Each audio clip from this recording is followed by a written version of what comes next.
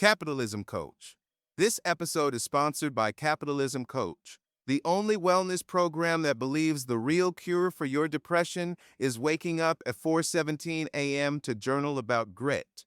With Capitalism Coach, you'll get daily motivational abuse, exclusive access to a Google Drive full of other people's success quotes, and a PDF called How to Become a Millionaire using Canva Pro and Trauma. Use code BOOTSTRAPME for 10% off your first emotional breakdown. Therapy is expensive. Grind harder. A motivational subscription where a dude named Brad screams at you in a WeWork parking lot. Your dreams are dead, you just lack urgency. The Reason, a subscription service that gives you a justified explanation for your behavior, even when you have none. There's always a reason, and we'll find it, even if we have to make it up. This episode is sponsored by The Reason, the app that writes long poetic explanations for your decisions, so you don't have to say, "I did it because I felt like it." Whether you ghosted someone, switched careers overnight, moved cities for vibes, or started dating someone who looks like your unresolved issues with better skin, The Reason crafts a backstory that sounds like healing. Use code MARRATIVEARC for one free redemptive character monologue.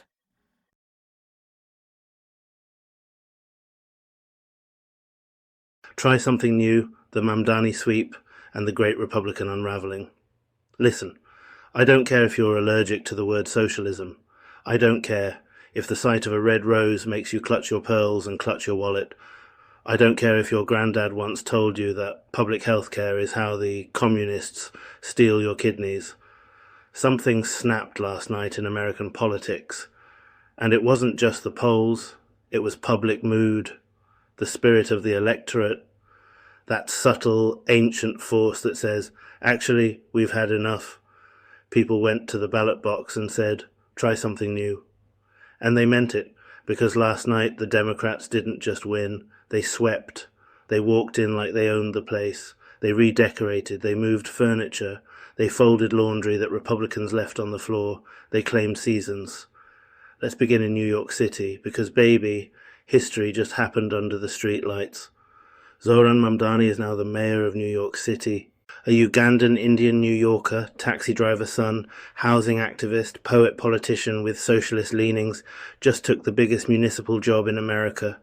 Not sponsored by Wall Street, not propped up by billionaire donors, not a corporate puppet with a smile polished by consultants. A man who actually rides the subway is now in charge of the city where everyone complains about the subway. Imagine that. The establishment tried to stop him. The tabloids tried to smear him. Even Andrew, I Just Want Attention Cuomo, tried to slither back into relevance and failed so badly he might as well retire into the Hudson River and become an emotionally damaged sturgeon. But the people? The people said Mamdani, a mayor who talks about housing not like it's a commodity, but like it's a right. A mayor who knows that public transit isn't simply transportation, it's the circulatory system of a living city.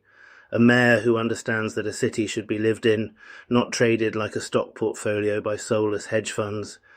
New York said, yeah, let's see what happens when the city is run by someone who actually loves it.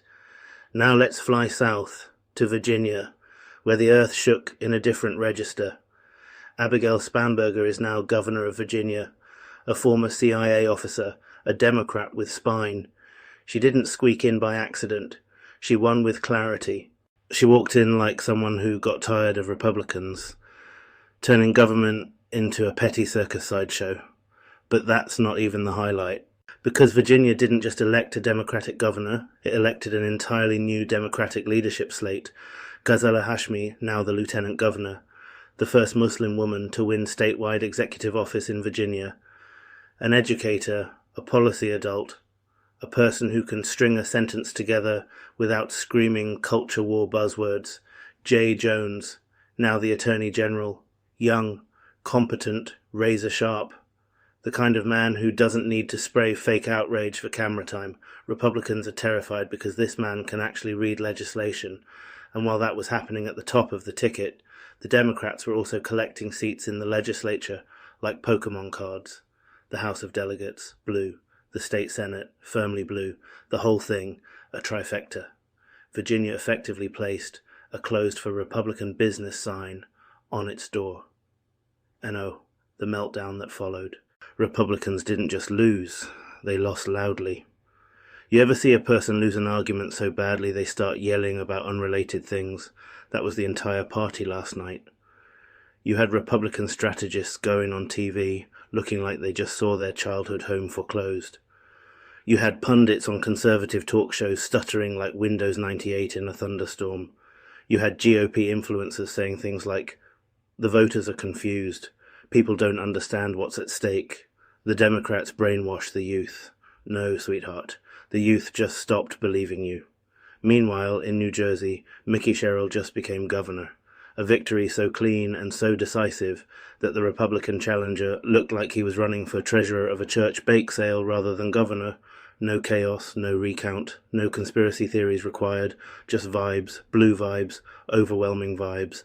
And while the big races were dazzling, the real movement was happening one level down, local and structural power. Because what swept last night wasn't just candidates, it was ideas. School boards flipped, city councils flipped, county boards flipped. Progressives, moderates, and left-leaning independents walked into institutions that conservatives thought they owned permanently.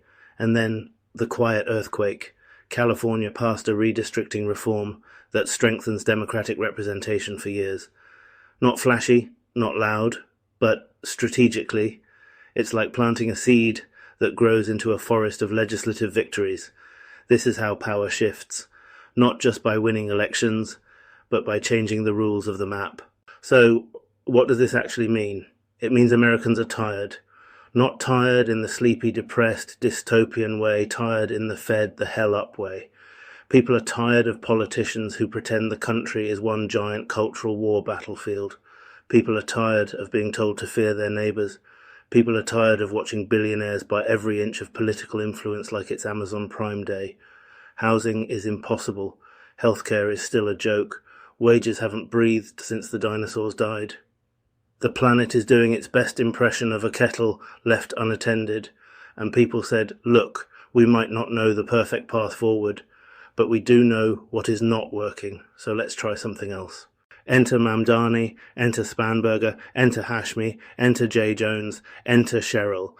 A spectrum of Democrats from progressives to centrists, all with one thing in common. They're not playing culture war theatre, they're here to govern. And Republicans, they spent the entire year rehearsing the wrong script. They tried to win by screaming about drag queens, immigrants, bathrooms, pronouns, wokeness, and the downfall of civilization because Target sold a rainbow mug. Meanwhile, voters were like, "Babe, rent is $1,400 for a closet and a dream. Fix that." Republicans didn't hear the question, so voters changed the respondents. And then came the meltdowns. Oh, the meltdowns. Cable news panels looking like group therapy sessions without the therapist. Right-wing commentators pacing their studios like theatre kids during finals week. Republican campaign managers turning to camera like, "We need to reflect on our messaging." No, you need to reflect on reality. The country is shifting. Not left, not right, forward, towards someone who actually gives a damn whether people can live. The Democrats didn't win because they were perfect. They won because the Republicans refused to evolve. History has a very simple rule: evolve or perish. And last night, the GOP saw extinction flicker in the window. Hate socialism if you want. Roll your eyes at the word progressive if it comforts you. Grumble about taxes if it makes you feel alive. But understand this: America tried hyper-capitalism. America tried austerity. America tried billionaire worship. America tried fear politics. And none of it made life better. So the voters said, time for something new. The pendulum doesn't swing for decoration. It swings to break things. Not left, not right, just real. Schrodinger's relationship, the dating app where everyone is both taken and single until observed. Give commitment issues a user interface. Today's video is supported by Schrodinger's relationship, the dating app specifically for people who believe labels are a form of state surveillance. Finally, you can be in love, avoid responsibility, and feel morally superior, all at the same time. Premium tier lets you soft launch your partner in elbow-only photographs.